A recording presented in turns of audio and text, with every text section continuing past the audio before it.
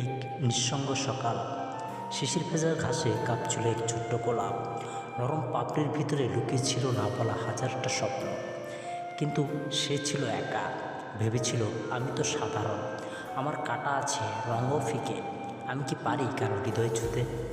তখনই আকাশ থেকে নেমে এলো এক ছোট্ট পরী। হালকা হাওয়ায় ভাসছিল তার ডানা, চোখে ছিল মমতা। সে মৃদু হেসে বলল, তুই জানিস না তোর ভিতরে কি অসীম আলো লুকিয়ে আছে?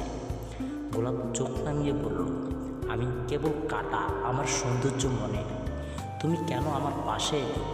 পরি এগিয়ে গিয়ে আলতো করে ছুঁয়ে দিল গোলাপের হৃদয়। তোর স্বপ্ন তোর রঙে নয়, তোর ভালোবাসায় লুকিয়ে আছে।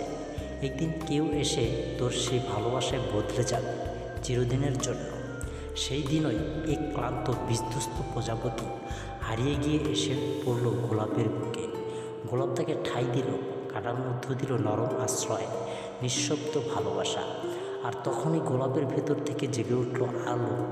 তার স্বপ্ন ছড়িয়ে পড়ল চারপাশে, পুরো বাগান ভরে উঠল জাদুতে, নির্বাক রূপে, নিঃশব্দ জয়। তুমি যেমনই হও, ভালোবাসা দিলে তুমি হয়ে উঠতে পারো কারো জীবনের আলো। একটা গোলাপও বদলে দিতে পারে একটা হৃদয়।